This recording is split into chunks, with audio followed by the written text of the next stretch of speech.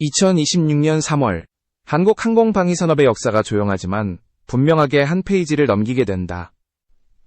한국형 전투기 KF-21 보람의 양산 1호기가 공식 출고식과 함께 세상 앞의 모습을 드러내는 순간이기 때문이다. 이 출고는 단순한 기체 인도 행사가 아니라 한국이 독자 전투기 개발 국가의 반열에 완전히 올라섰음을 상징하는 결정적 장면이다. 더욱 주목해야 할 점은 이 출고 시점이 당초 계획보다 약 6개월이나 앞당겨졌다는 사실이다. 이는 KF-21 블록 1 개발 일정이 예상보다 훨씬 안정적으로 진행되고 있으며 기술적 리스크가 통제 가능한 수준에 도달했음을 의미한다. KAI가 발주한 출고식 행사 계획을 보면 이번 양산 1호기 출고는 단순한 내부 행사나 형식적 의전이 아니다. 행사장 구성, 무대 연출, 전시 영상, 시 촬영, 그래픽, 홍보물 제작까지 포함된 대규모 프로젝트로 기획되고 있다. 이는 KF-21이 단순한 시제기가 아니라 실제 양산 전력으로서 국내외에 공개될 준비가 끝났다는 강력한 메시지다. 다시 말해 한국은 이제 실험 단계의 전투기가 아니라 생산과 운용, 수출을 동시에 논의할 수 있는 실전 플랫폼을 보유하게 된 것이다. 원래 KF-21 양산 1호기의 출고 목표 시점은 2026년 하반기였다. 그러나 현재 계획은 3월로 앞당겨졌고 이는 블록 1 형상의 비행시험, 구조 안정성 검증, 항전 장비 통합 과정이 큰 문제 없이 흘러가고 있음을 방증한다. 항공기 개발에서 일정 단축은 거의 불가능에 가까운 영역이다. 수많은 변수와 예기치 못한 결함, 시험 실패가 반복되는 것이 전투기 개발의 본질이기 때문이다. 그럼에도 불구하고 KF-21 일정이 앞당겨졌다는 사실은 한국 항공산업의 성숙도를 그대로 드러낸다. 이러한 개발 속도는 자연스럽게 후속 단계에도 영향을 미치고 있다. 블록 2 개발 일정 역시 당초 계획보다 약 18개월 앞당길 수 있는 여지가 생겼다. 이는 단순히 생산량이 늘어난다는 의미가 아니라 무장 통합과 전술 능력 확장의 속도가 가속화된다는 뜻이다. 블록 1이 기본적인 공대공 임무와 제한적 무장 운용에 초점을 둔다면 블록 2는 본격적인 다목적 전투기로 진화하는 단계다. 즉, KF-21은 양산 1호 기출고와 동시에 다음 단계의 전력화를 이미 준비하고 있는 셈이다. 현재 KF-21차 양산 물량 20대 중 상당수는 이미 생산 라인에 투입되어 있으며 순차적으로 조립과 시스템 통합 단계에 들어가 있다. 방위사업청과 공군의 계획에 따르면 이 물량은 2028년 전후까지 단계적으로 인도될 예정이다. 이어서 발주된 2차 물량 20대는 블록 2 사양으로 전환되어 납품될 가능성이 매우 높다. 이는 같은 기종이지만 서로 다른 전투 능력을 갖춘 두 세대의 KF-21이 단기간 내 실전 배치된다는 의미다. 여기서 중요한 점은 KF-21의 양산이 단순한 국내 전력 보강 차원을 넘어선다는 사실이다. KF-21은 처음부터 수출을 전제로 설계된 전투기다. 유지비용, 운용 효율, 무장 선택의 유연성, 그리고 정치적 리스크까지 고려한 플랫폼이다. 따라서 양산 1호기의 조기 출고는 해외 잠재 구매국들에게 강력한 신호로 작용한다.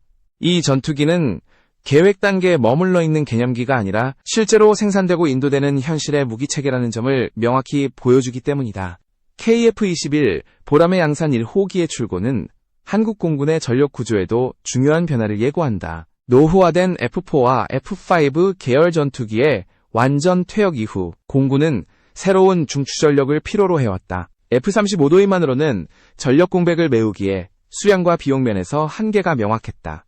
KF-21은 이 간극을 정확히 파고드는 전투기다. 최신 항전 장비와 네트워크 중심 전투 개념을 갖추면서도 운용 비용은 상대적으로 낮게 설계되었다. 결국 2026년 3월의 출고식은 단순한 일정 앞당김의 뉴스가 아니다. 그것은 한국이 더 이상 외국 전투기 도입에만 의존하는 소비자가 아니라 자체 설계와 양산, 그리고 무장체계까지 통합할 수 있는 생산자 국가로 완전히 자리 잡았음을 선언하는 순간이다. 그리고 이 출고식은 곧 더 복잡하고 민감한 문제, 즉 무장 통합과 공대공 미사일 문제로 자연스럽게 이어지게 된다. KF-21 양산 1호 기조기 출고 소식이 전해지자마자 군사 전문가들과 방산업계의 시선은 자연스럽게 한 지점으로 쏠리기 시작했다. 바로 KF-21의 무장통합, 그 중에서도 공대공 미사일 통합 문제다. 전투기의 진정한 전투 능력은 기체 성능만으로 결정되지 않는다. 어떤 무장을 얼마나 자유롭게,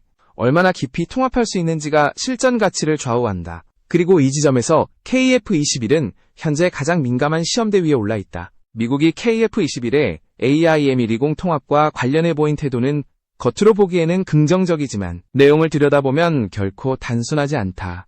미국 측은 KF-21에 AIM-120을 통합하려면 기체를 미국으로 보내야 하며 통합 작업 역시 미국 기술진이 직접 수행해야 한다는 조건을 제시한 것으로 알려졌다. 이는 단순한 기술 지원 제한이 아니라 KF-21의 핵심 성능 데이터와 시스템 구조를 사실상 미국이 직접 들여다보겠다는 의미로 해석될 수 있다. 전투기 무장 통합 과정에는 레이더 신호 처리 방식, 센서 융합 알고리즘, 데이터 링크 구조, 전술 운용 개념까지 포함된다.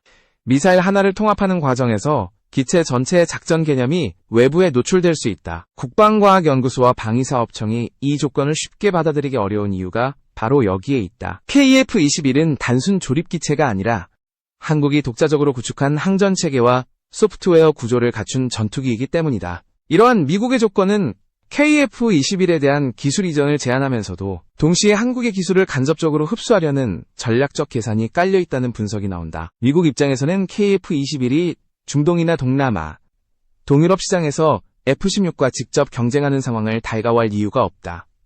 따라서 무장통합이라는 민감한 영역을 지렛대로 삼아 영향력을 유지하려는 것이다. 문제는 이로 인해 KF-21의 공대공 능력 확장이 지연될 수 있다는 점이다. 현재 KF-21 시험기체들은 유럽산 IRIS-T와 미티어를 중심으로 시험 운영이 진행되고 있다.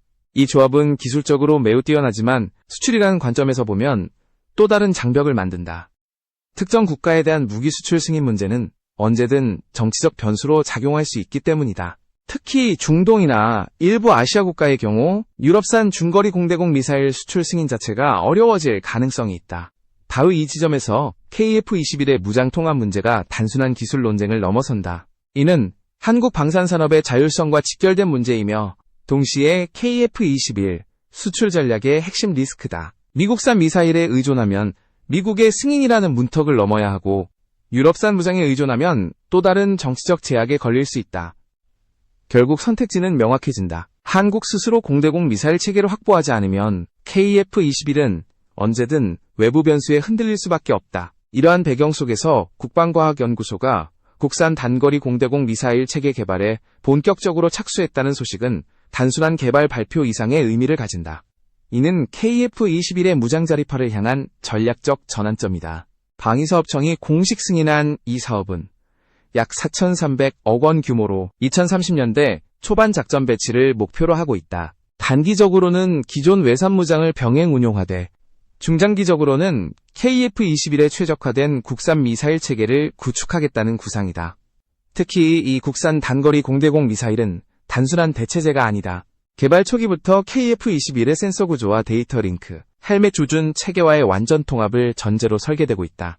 이는 외산 미사일을 가져와 억지로 맞추는 방식과는 근본적으로 다른 접근이다. 전투기와 미사일이 하나의 시스템처럼 작동하도록 만드는 것이 목표다.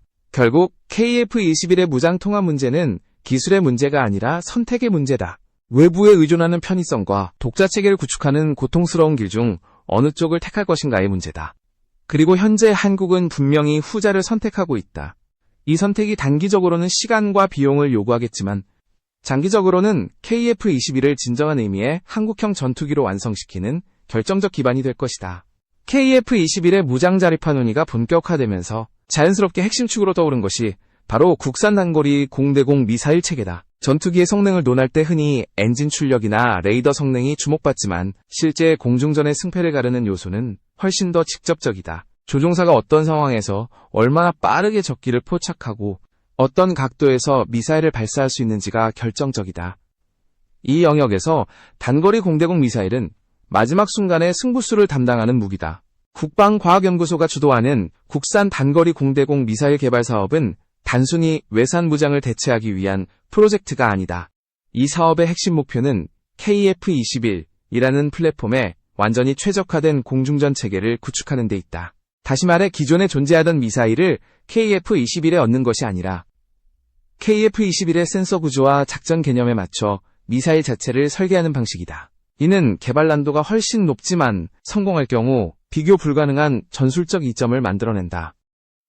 현재 계획에 따르면 이 국산 단거리 공대공 미사일은 적외선 영상 탐색기를 기반으로 하면서도 단순한 열 추적 수준을 넘어서는 능력을 갖추게 된다. 목표물의 열 신호를 입체적으로 분석하고 플레어나 적외선 교란 장비에 대한 내성을 강화하는 것이 핵심이다. 이는 최신 공중전 환경에서 필수적인 요소다. 단순한 열원 추적 방식은 이미 한계에 도달했기 때문이다.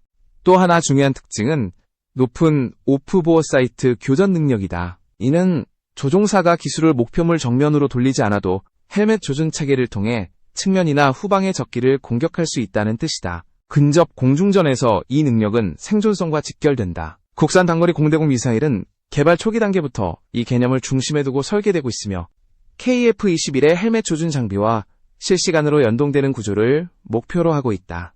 개발 기간은 약 7년으로 설정되어 있지만 실제 기술 개발은 그보다 훨씬 빠르게 진행될 가능성이 크다. 업계 관계자들에 따르면 핵심 기술 확보는 비교적 짧은 기간 내 완료하고 이후 상당한 시간을 시험평가와 신뢰성 검증에 투입하는 방식이 될 전망이다.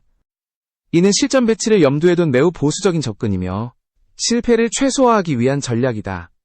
여기서 주목해야 할 점은 국산 단거리 공대공 미사일이 단독으로 존재하지 않는다는 사실이다. 이 미사일은 KF-21의 AESA 레이더, 전자전 장비, 데이터 링크, 그리고 헬멧 조준 체계와 하나의 전투 시스템으로 묶이게 된다. 특히 단거리 미사일과 헬멧 조준 체계의 결합은 공중전의 패러다임을 바꿔놓았다. 조종사의 시선이 곧 표적 지정이 되고 미사일은 그 정보를 실시간으로 받아 공격을 수행한다. 최근 단거리 공대공 미사일의 사거리가 30km를 넘어서면서 양방향 데이터 링크의 중요성도 크게 부각되고 있다. 과거에는 발사 후 망각 개념이 주를 이뤘지만 이제는 비행 중 표적 정보 갱신과 교란 대응이 핵심 요소로 떠올랐다. 국산 단거리 공대공 미사일 역시 이러한 흐름을 반영해 설계되고 있으며 이는 단순한 근접전 무기를 넘어선 새로운 개념의 무장으로 진화하고 있음을 의미한다. 이 모든 흐름을 종합하면 국산 단거리 공대공 미사일 개발은 KF-21의 부족한 무장통합 문제를 보완하는 수준을 넘어선다. 이는 KF-21을 중심으로 한 한국형 공중전 생태계를 구축하는 출발점이다. 전투기와 미사일, 센서와 데이터 링크가 하나의 체계로 움직이는 구조가 완성될 때 KF-21은 비로소 외부 변수에 흔들리지 않는 독자 전력을 갖추게 된다. 그리고 이 선택은 곧 수출 경쟁력이라는 현실적인 문제로도 이어진다. 특정 국가의 승인에 얽매이지 않고 한국이 스스로 통제할 수 있는 무장을 제시할 수 있다는 것은 KF-21을 단순한 전투기가 아닌 전략적 상품으로 끌어올리는 결정적 요소가 된다. KF-21의 국산 단거리 공대공 미사일 개발이 단순한 무장 확보를 넘어서는 이유는 이 미사일이 독립적으로 존재하는 무기가 아니라는 점에 있다. 진짜 핵심은 미사일 그 자체가 아니라 그것을 지휘하고 통제하는 전투 시스템 전체에 있다.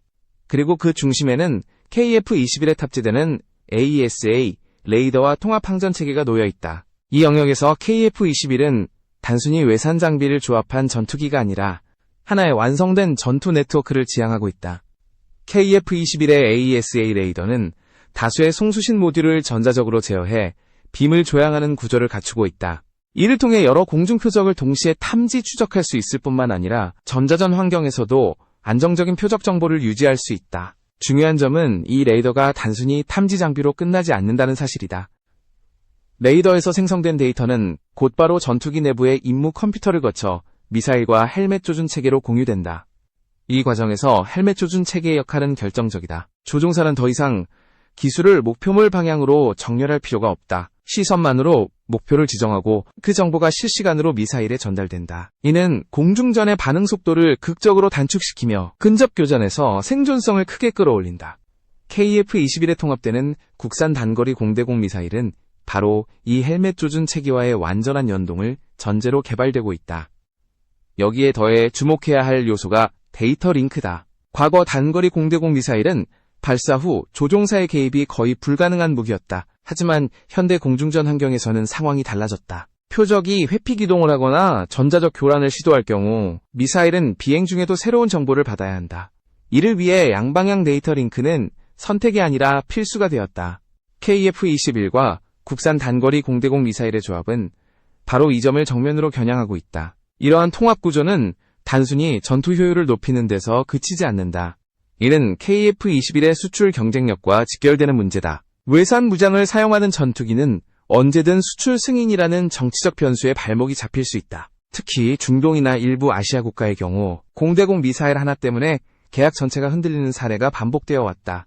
KF-21이 국산 무장과 국산 통합체계를 확보하게 되면 이러한 불확실성은 크게 줄어든다. 또 하나 중요한 점은 유지 운용 측면이다. 외산 무장은 도입 이후에도 지속적인 기술 지원과 부품 공급에 의존해야 한다. 반면 국산 무장은 업그레이드와 개량, 운용 개념 변경을 보다 유연하게 진행할 수 있다. 이는 장기 운용 비용을 낮추는 동시에 전투기의 생명주기를 연장하는 효과로 이어진다. KF-21이 단순히 초기 성능만을 위한 전투기가 아니라 수십 년간 운용될 플랫폼으로 설계되었다는 점을 고려하면 이 차이는 매우 크다.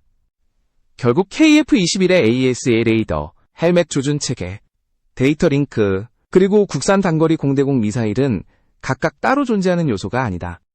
이들은 하나의 전투 철학 아래 유기적으로 연결된 구성 요소다. 외부의 승인 여부에 흔들리지 않고 한국이 스스로 통제할 수 있는 공중전 능력을 구축하겠다는 선택의 결과다.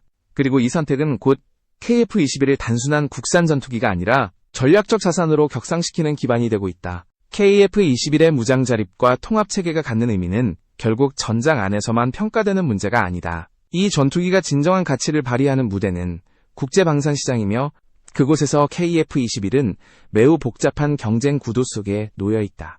단순히 성능이 뛰어난 전투기라는 이유만으로 선택되는 시대는 이미 지났다. 구매국이 가장 민감하게 보는 요소는 정치적 제약, 무장 승인, 장기 운용 안정성이다. 바로 이 지점에서 KF-21의 공대공 무장 문제가 다시 한번 결정적 변수로 떠오른다. 현재 KF-21에 관심을 보이는 국가들은 대부분 기존의 미국제 전투기를 운용하고 있거나 유럽제 전투기와 비교 검토를 진행 중인 나라들이다. 이들 국가는 공통적으로 하나의 고민을 안고 있다. 전투기를 도입한 이후에도 무장과 업그레이드에서 외교적 제약을 받지 않을 수 있는가 하는 문제다. 과거 수많은 국가들이 전투기를 도입하고도 특정 미사일이나 무장을 통합하지 못해 전력 운용에 제약을 받았던 사례는 이미 널리 알려져 있다. KF-21이 매력적인 이유는 바로 이 문제를 정면으로 건드린다는 점이다. 국산 단거리 공대공 미사일 개발과 통합체계 구축은 단순한 기술 과시가 아니다. 이는 구매국에게 명확한 메시지를 전달한다. 이 전투기는 특정 국가의 승인에 전적으로 의존하지 않아도 된다라는 신호다. 이는 특히 중동과 동남아, 일부 동유럽 국가들에게 매우 강력한 장점으로 작용한다. 물론 현실은 단순하지 않다. 중거리 공대공 미사일 문제는 여전히 남아있다. 현재 KF-21이 운용하는 유럽산 중거리 공대공 미사일은 뛰어난 성능을 갖추고 있지만 수출 승인이라는 벽은 여전히 존재한다. 미국산 중거리 미사일 역시 마찬가지다. 이런 상황에서 국산 단거리 공대공 미사일의 조기 전력화는 최소한 근접 공중전 영역에서의 군사 전문가들은 이를 매우 전략적인 접근으로 평가한다. 모든 무장을 한 번에 국산화하는 것은 현실적으로 불가능하다. 그러나 가장 자주 사용되고 가장 민감한 영역부터 자립화하는 것은 합리적인 선택이다. 단거리 공대공 미사일은 공중전에서 조종사의 생존과 직결되며 동시에 기술 축적 효과도 크다. 이 분야에서 확보한 탐색기 기술, 데이터 링크 기술, 통합 소프트웨어 경험은 향후 중거리 공대공 미사일 개발로 자연스럽게 이어질 수 있다. KF-21의 수출 경쟁력은 결국 하나의 질문으로 귀결된다. 이 전투기를 도입하면 해당 국가는 얼마나 독립적인 공군 전력을 가질 수 있는가 하는 문제다. KF-21은 이 질문에 대해 점점 더 분명한 답을 제시하고 있다. 국산 무장과 국산 통합체계는 구매국이 원하는 수준의 자율성을 제공할 수 있는 기반이 된다. 또한 KF-21은 단순히 무기를 파는 상품이 아니라 하나의 시스템을 함께 제공하는 패키지로 진화하고 있다. 전투기, 무장, 훈련체계, 유지보수, 그리고 장기 업그레이드 로드맵까지 포함된 구조다. 이는 기존 강대국 방산업체들이 오랫동안 구축해온 방식이지만 이제 한국 역시 그 영역에 본격적으로 진입하고 있음을 의미한다. 결국 KF-21을 둘러싼 무장통합과 자립 논쟁은 단순한 기술 이슈가 아니다. 이는 한국 방산산업이 어떤 위치에 서고자 하는가에 대한 질문이며 KF-21이 그 해답의 중심에 서 있다. 그리고 이 선택은 앞으로 KF-21이 어떤 국가의 하늘을 지키게 될 것인가를 결정짓는 중요한 기준이 될 것이다. KF-21을 둘러싼 모든 논의를 하나로 묶어보면 결국 이 전투기가 향하고 있는 방향은 분명하다. KF-21은 단순히 한국 공군의 전력 공백을 메우기 위한 대체 전투기가 아니다. 이 기체는 한국이 앞으로 어떤 방식으로 공중전력을 운용하고 어떤 방식으로 국제방산시장에 참여할 것인지를 보여주는 상징적 플랫폼이다. 그리고 그 중심에는 무장자립과 통합능력이라는 핵심 키워드가 자리 잡고 있다. 2026년 3월로 예정된 양산 1호기 출고는 시작에 불과하다. 진짜 시험되는 그 이후다. KF-21이 실전 운용 단계에 들어가면서 어떤 무장을 얼마나 안정적으로 통합해 나갈 수 있는지, 그리고 외부의 정치적 변수에도 불구하고 전력 운용의 연속성을 유지할 수 있는지가 본격적으로 검증될 것이다. 이 과정에서 국산 단거리 공대공 미사일 개발은 단순한 보조 수단이 아니라 KF-21의 독립성을 지탱하는 핵심 축으로 작용하게 된다. KF-21이 국산 무장을 갖춘다는 것은 단순히 무기 하나를 더 확보하는 문제가 아니다. 이는 전투기의 전술 개념과 교전 방식, 업그레이드 방향까지 스스로 결정할 수 있는 권한을 확보한다는 의미다. 외산 무장에 의존할 경우 새로운 전술을 적용하거나 성능 개량을 추진할 때마다 외부의 승인을 기다려야 한다. 반면 국산 무장은 이러한 제약을 최소화한다. 이는 전투기의 생명주기 전반에 걸쳐 막대한 차이를 만들어낸다.